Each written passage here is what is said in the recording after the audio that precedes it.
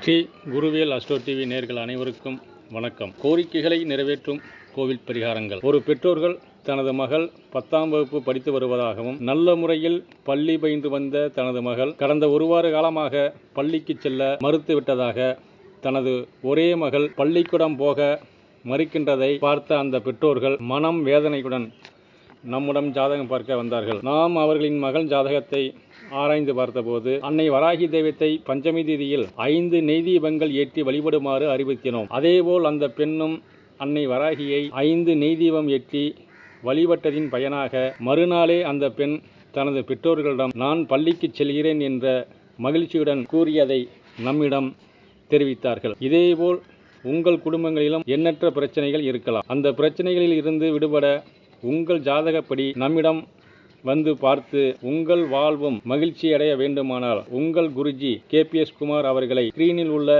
தொலைபேசி எண்ணை தொடர்பு கொள்ளவும். நன்றி, வணக்கம்.